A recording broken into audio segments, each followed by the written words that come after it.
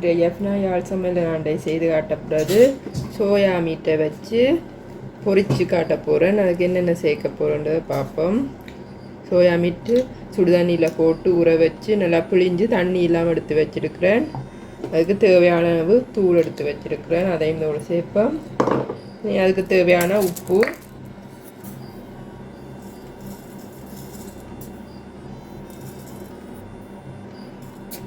இதை நல்லா மிக்ஸ் பண்ணிவிட்டு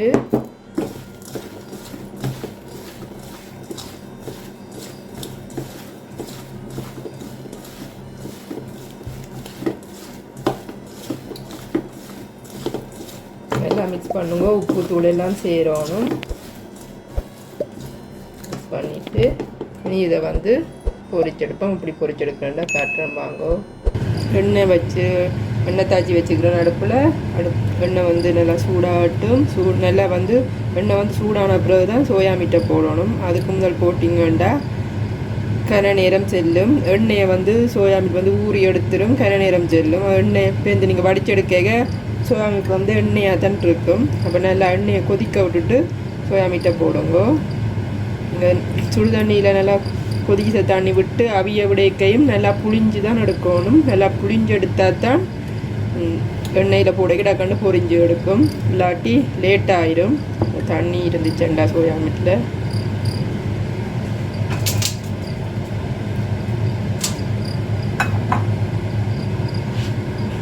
எண்ணெய் சூடாயிட்டு சோயா மீட்டை போடுறேன்.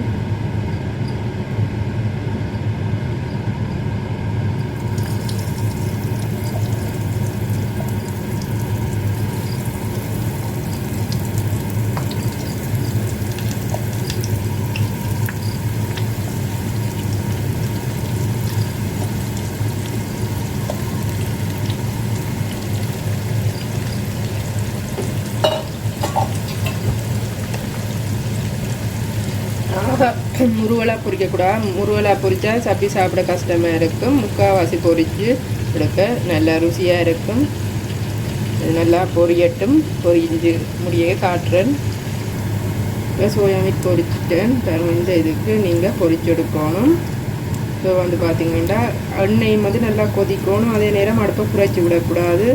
அதே ஹை ஹீட்டில் விட்டுத்தான் பொரிச்சு எடுக்கணும். அதெல்லாம் நாங்கள் நல்லா வடிச்சிட்டு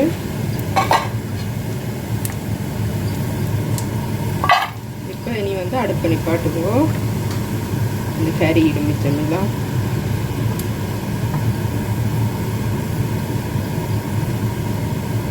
இது புட்டோட சோறோட சாப்பிட நல்லா இருக்கும். கறியே தேவையில்லை, தனி இதோடையே சாப்பிட்டு போகலாம். நான் கறித்தூள் போட்டேன்னா நீங்கள் தனித்தூள் போடலாம். கறித்தூளில் ஏலக்காய், அது மற்றது சீரகம், மிளகு, அதில் எல்லாம் கொத்தமல்லி எல்லாம் போட்டபடியாக அப்போ ருசியாக இருக்குமென்று நான் கறித்தூள்லாம் போட்டேன்னா கறிக்கு போடுற தூள்.